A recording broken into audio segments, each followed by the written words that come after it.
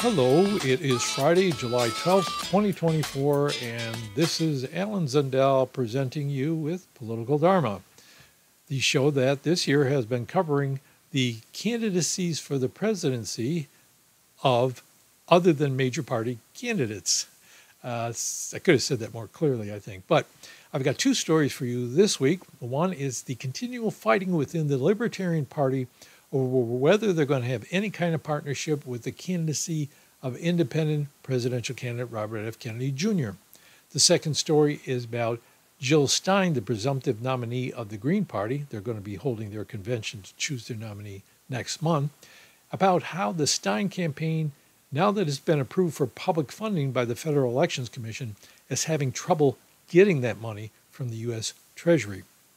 So I'm going to get to those two stories in a minute, but I wanted to briefly call to your attention a couple of articles having to do with the big story this week, which, of course, is whether or not Joe Biden is going to step back from his second campaign for the presidency.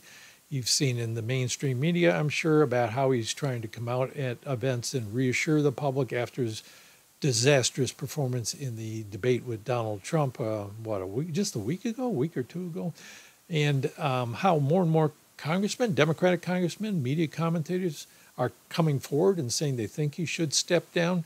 Well, you've heard all that. It did affect the Kennedy campaign in one way. Kennedy was planning to hold some kind of public announcement on Thursday.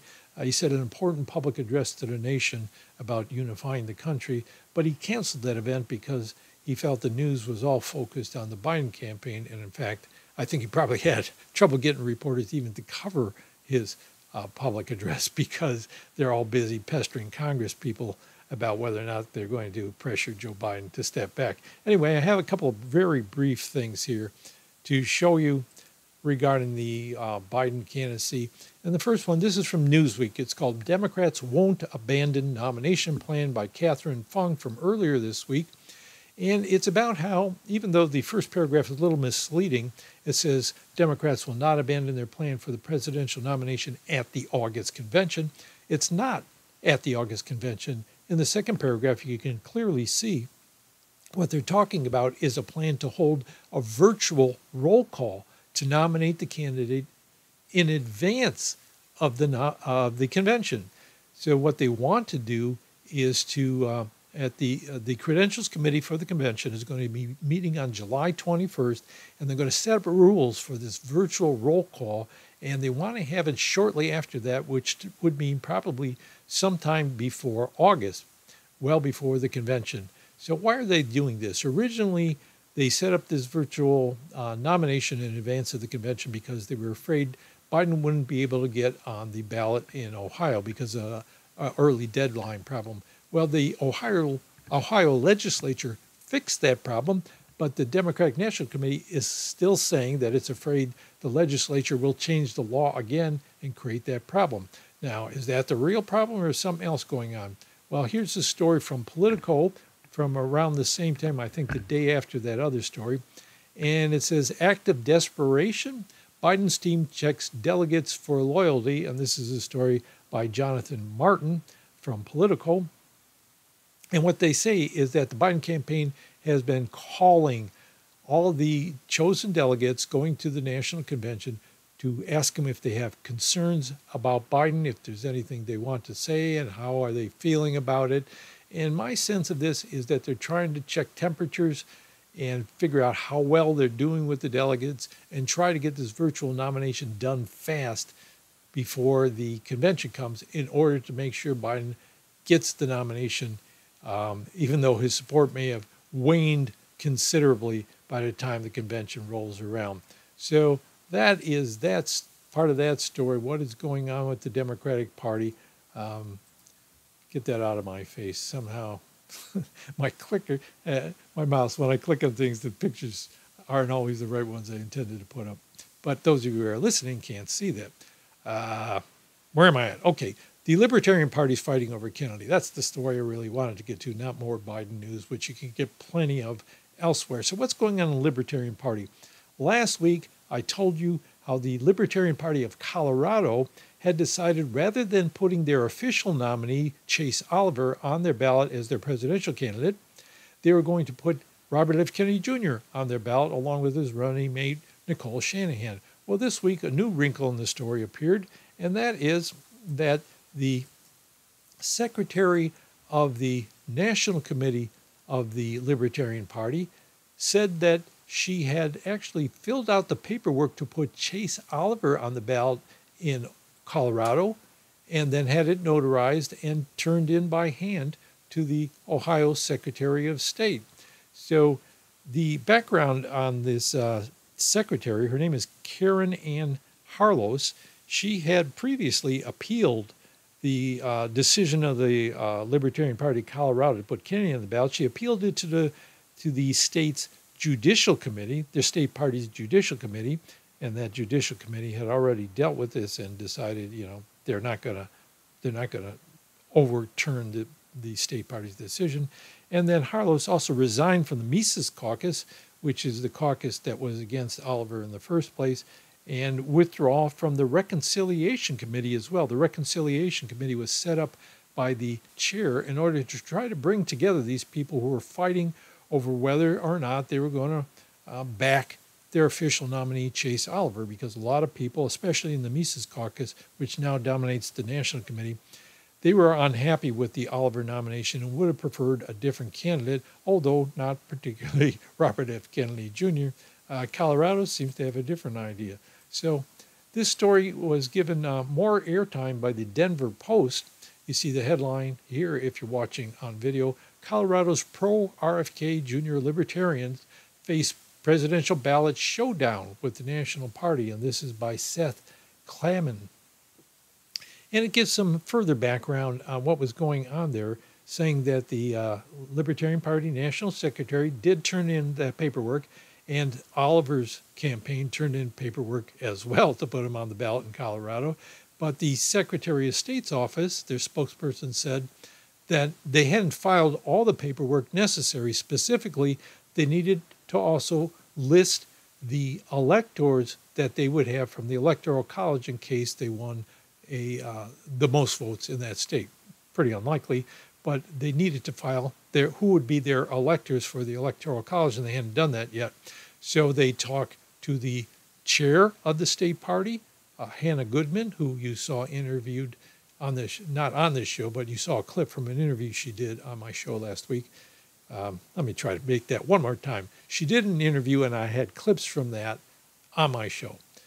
Anyway, you saw her, and she said she's filing paperwork as well. So the two sides are both going to file paperwork for different candidates for the presidential ticket in Colorado.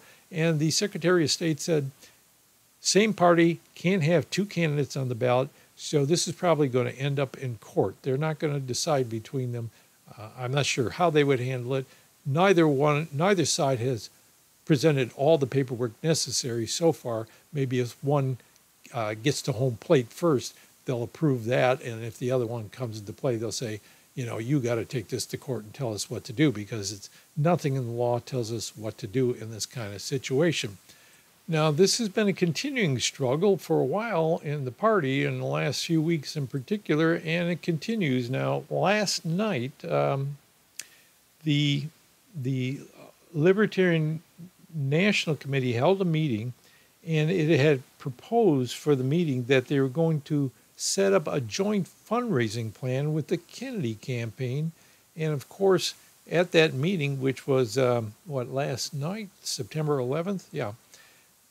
Of course, Harlos was there, and she strenuously objected to this plan, saying, we're going to give Kennedy a boost, and they said they'd get 10% of the cut, which is $100,000, and she said they were selling their soul, essentially, for this $100,000 because Kennedy's not a real libertarian. So she's continuing to fight this fight, and there are continuing efforts within the party to do things with Kennedy in order to help both sides, both by having Kennedy do a fundraiser with them so that he could raise money, because a party can get higher donation levels than an individual independent candidate can. And that proposal, even though Harlos was objecting to it quite vigorously, it did pass by 4-2 with one no and one abstention, and a couple of people just passed on it. So this was an executive session. They had to adjourn from the full committee, as I understand it, and then hold an executive session in which they discussed this further and decided they're going to go forward with this joint fundraiser. So the Libertarian Party has been continuing its fight over who's going to be its presidential nominee. And there have been calls not only for some states to have Kennedy instead of Oliver on the ballot, but there's also been calls to have the Mises Caucus favorite Michael Rectenwald instated by the National Committee rather than Oliver to throw out the convention's decision. And a final wrinkle in this, Carlos then this morning, this is a story from today, she had made a move to rescind that fundraising deal with RFK, sorry. So that's what's going on in the Libertarian Party. Everybody is unhappy one way or another. Some people are happy with the official nominee, but unhappy with the attempts to not back him. And the people who are unhappy with the nominee, some are trying to get Kennedy, arrangements with Kennedy one way or another to get him on the ballot in particular states or to help fundraise with him. And then there's others that just would like the whole thing thrown out in favor of some other candidate.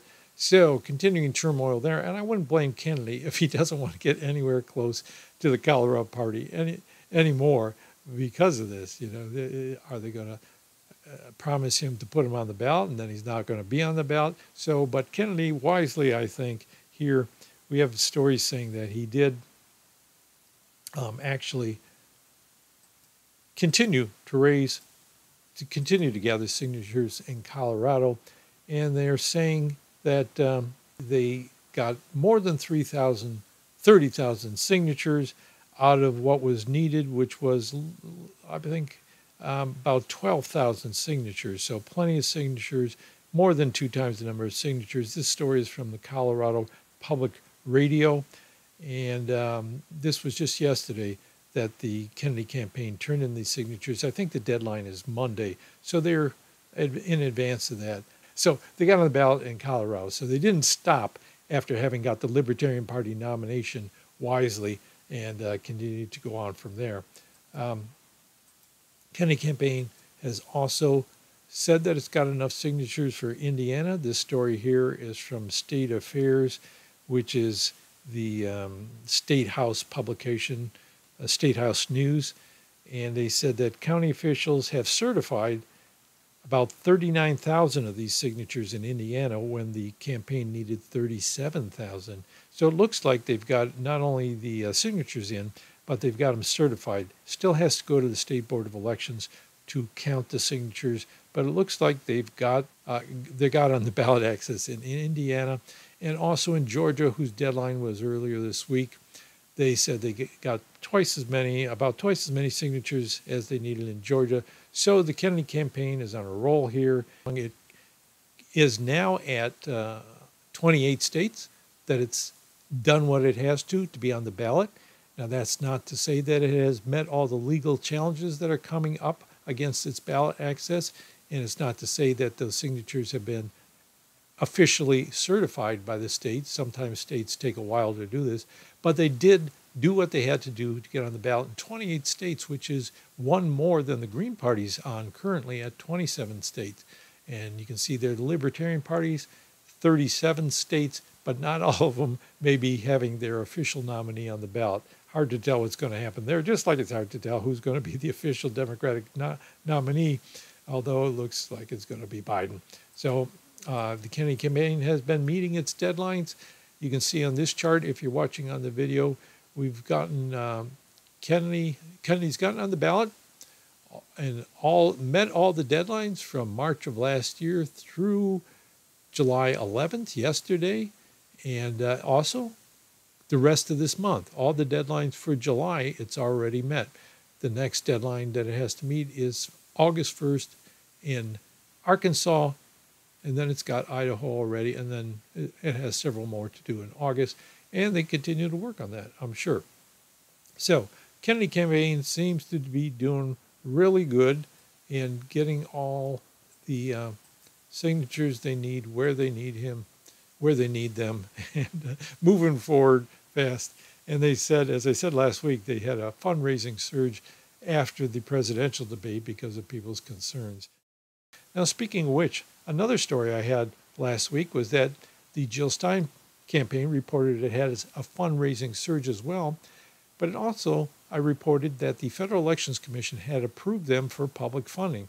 Now, there's laws in place that say that if a candidate can raise so much money, certain amount of money, a minimum amount of money in so many states of the United States, and they come in small denominations, like I think $250 or less, get enough of those, they qualify for matching funds for their campaign. And the Stein campaign is met that. The only other campaign that's met that is Mike Pence's campaign, and he's long gone now from the Republican primary. But when the Stein campaign went to collect that money from the U.S. Treasury, they had problems. Now, their campaign was spreading this on X, on Twitter, and this is from Jason Call, who apparently is affiliated with the Green Party in Washington State, and it's talking about how this Stein campaign qualified for federal matching funds, and these are the funds that when you fill out your income tax, you can check a box saying you want, about $3 to go to these federal campaign funds. But Congress robbed the fund and Treasury, refusing to pay us $270,000. If you look down, now the yellow highlights are my marks to kind of summarize this. It says the major parties don't use the funds, so they built up over the years, and they haven't used them because if you accept the matching funds, that means you're going to have to limit how much money you spend on your campaign and how much money you collect from. You can't collect money from outside parties. You have to rely just on the federal money in the general election. So they don't want to do that. They'd rather collect big checks from corporations. And that means that the money was building up, but then Congress decided to appropriate this extra money for other uses. They gave some money to the Secret Service, they gave some money to the Justice Department, and they are now saying that they can't give the money to the Stein campaign because there's now a quote-unquote shortfall in the funds. Jason Call for the Stein campaign has said that this $270,000 that they're owed by the U.S. Treasury amounts to just 1.5% of what's still in the fund. So what is the shortfall? And they have this quote from the U.S. Treasury. Apparently, it says, "We need to wait until the major parties have their conventions, so we will know if they're going to apply for the funds because they still qualify to have their conventions fully funded. Major parties can tap that funds for their conventions, and the U.S. Treasury is saying, we've got to wait till these are over." The Republican convention is coming up this week, Monday through Thursday, I believe, and then the Democratic convention is in August. So they're going to wait until sometime in August before releasing this money to the Stein campaign. And of course, the Stein campaign could use this money badly to run its candidacy now. It needs to hire petitioners to get to help her get on the ballot in states where the Green Party does not currently have a ballot line, and also to pay the $35,000 filing fee in Oklahoma, which is all that is necessary to get on the ballot there. So they believe this is being deliberately done by higher-ups within the Democratic Party, having the U.S. Treasury hold back those funds in order to cripple the Stein campaign. I don't know if that's true or not, but I wouldn't put it past them. So those are my big stories this week. And of course, as I said last week, I don't know why I say of course all the time. As I said last week, Free and Equal Foundation is going to be holding a presidential debate tonight. And you can tap into that through Rumble and I think C-SPAN and other sources. They've confirmed that Chase Oliver of the Libertarian Party, Jill Stein of the Green Party, and Randall Terry, the nominee of the Constitution Party, which is on very few ballots. I think it's on about 15, and 2 of those states have said they're not going to put him on the ballot. They put someone else on their ballot. Anyway, these are the 3 candidates who have agreed to participate in the debate tonight. They also sent out invitations to Kennedy, Cornel West, and some others, but they have not responded, or they said they're not going to appear. Now, I did hear that Kennedy said that he was going to speak to the event, but he wasn't going to participate in the debate. Don't know why that is. If it was a scheduling conflict, my suspicion is that simply he feels like being in a debate with only minor party candidates would diminish his candidacy when he is doing so much better in the polls than these other candidates are. He'd rather be considered one of the big boys alongside the two major parties than be seen at the table with the little kids and kind of put in that category in people's minds that he's just another one of these fringe candidates who aren't going to get very many votes in the general election. So I think that's what they're trying to avoid with good reason. Although I think it would be better for all of us if there was an open debate between these candidates, including Kennedy, to see how he responds to other people, even though he hasn't been able to get into the major party debates.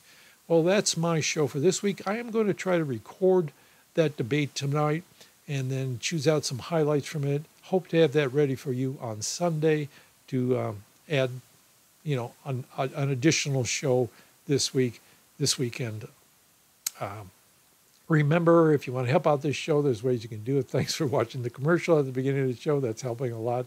I'm not getting rich by any means. As one of my viewers commented, I don't know if she even viewed it, but somebody commented on my video saying that I was being paid by the Kennedy campaign to cripple, take votes away from other candidates like Jill Stein.